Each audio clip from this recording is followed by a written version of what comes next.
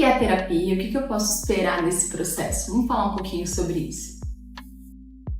Olá, eu sou a Lara Dalmeida, sou psicóloga, mestre, doutora e aqui no meu canal falo sobre saúde mental. Vamos conversar um pouquinho em relação ao processo terapêutico, né? Então, o que é esperado do processo terapêutico? Todo mundo tem que fazer terapia? Vamos entender essas questões. Primeiro, eu preciso deixar claro que eu estou falando do ponto de vista da prática baseada em evidência. O que significa isso? Eu trago aquelas informações mais recentes em literatura, então o que a gente tem hoje, né, de melhor evidência em relação aos tratamentos em psicologia, né? E a prática baseada em evidência, ela é utilizada por todos os profissionais da saúde aqui, falar especificamente da psicologia. Então, o que a gente sabe hoje, né? A gente tem aí informações bastante robustas em relação ao processo terapêutico. Então a gente tem evidências importantes em relação ao tratamento da depressão, ansiedade, TDAH, né? Então dos transtornos do neurodesenvolvimento, dos transtornos mentais, mas também para trabalhar outras questões relacionadas às dificuldades, por exemplo, nas relações interpessoais, relacionadas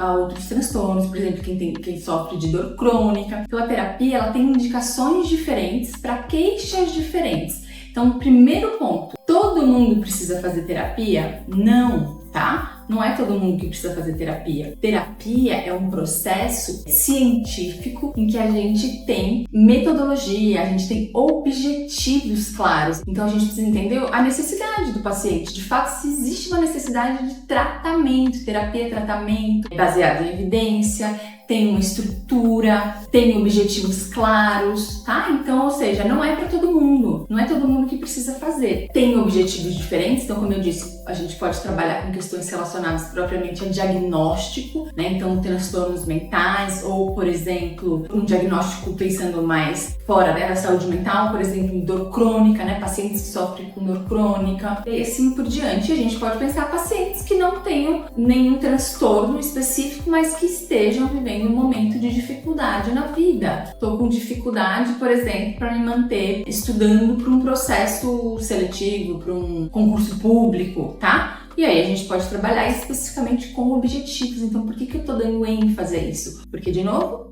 é um tratamento, existem estratégias específicas e tem que, primeiro de tudo, ter um objetivo claro, tá? Então aí isso você precisa entender e se não tá claro para você, ou se você tem dúvida e for conversar com um profissional, esse é um ponto importante. Então por que você tá buscando? O que você espera? Entender se esse é um objetivo possível, né? Então a gente tem que entender dentro da terapia se aquele é um objetivo que a gente pode e consegue trabalhar na terapia. Pô, eu vou dar um exemplo bem simples para você entender. Alguém chega na terapia e fala, eu quero começar a terapia porque eu quero arrumar um namorado, um parceiro, tá? Esse não é o objetivo específico da terapia, porque a gente não consegue trabalhar com um objetivo que é arrumar um namorado para o paciente, para paciente, mas a gente consegue, por exemplo, melhorar as habilidades sociais para fazer com que essa pessoa se exponha a encontros, a conhecer outras pessoas, tá? Então essa questão do objetivo ali é muito importante, tá? Então esse é um dos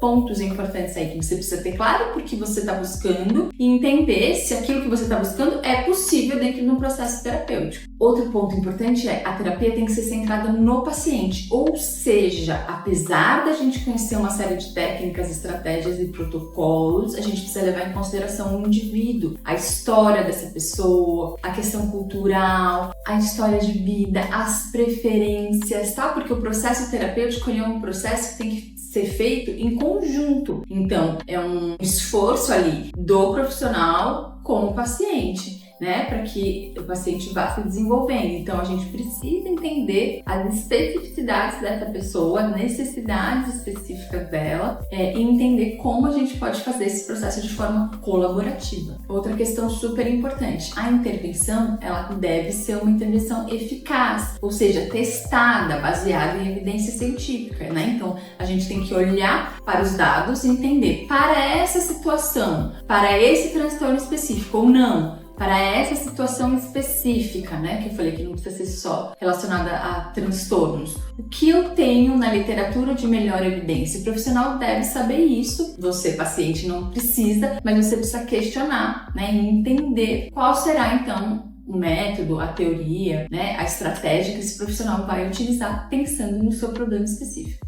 Um outro ponto fundamental, o processo tem que ter monitoramento, ou seja, se eu tenho um objetivo específico, a gente tem que ir acompanhando todas as sessões, às vezes alguns monitoramentos o paciente tem que fazer durante a semana e voltar encaminhando ali para o profissional, mas esse monitoramento ele tem que acontecer, ou seja, tem que ir acompanhando se, depois de ter definido aquele objetivo, se eu estou caminhando, se a gente está conseguindo caminhar nessa direção ou não, porque daí a gente vai reavaliando, vai mudando o objetivo, vai reavaliando, entendendo se esse objetivo estava adequado ou não. Então a gente precisa monitorar, não dá para ser uma fala livre, não dá para ser só aquele dia contar como foi a semana. É claro que vai ter situações e vai ter momentos para isso, sim, mas de qualquer maneira a gente precisa entender se a gente está conseguindo evoluir, né, ao longo ali do processo. E a partir desse monitoramento a gente consegue entender se a gente está tendo resultados dentro do esperado, tá? Então se a gente está conseguindo evoluir ali naquelas situações, naquele objetivo, né? Diminuindo, por exemplo, sintomas de ansiedade, né? Então a gente vai ter que entender as diferenças ali de objetivos, mas a gente tem que ir monitorando e ir avaliando, né? Para que a gente chegue nesse resultado esperado, tá? A prática baseada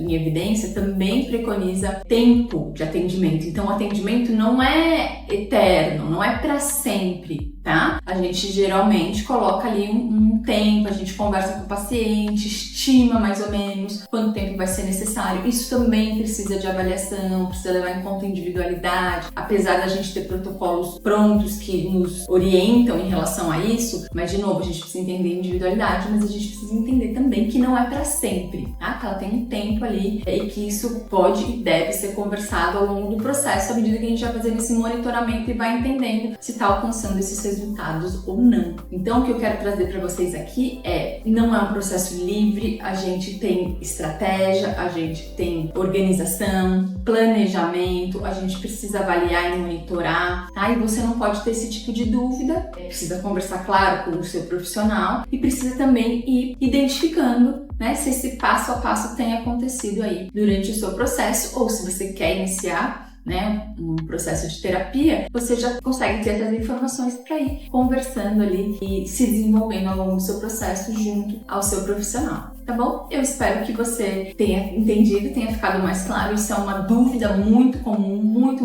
comum da população em geral, né? E eu espero ter ajudado. Se tiver outras dúvidas, comenta aqui comigo. Se tiver sugestões de outros vídeos também. E se você gostou desse vídeo, deixe seu like.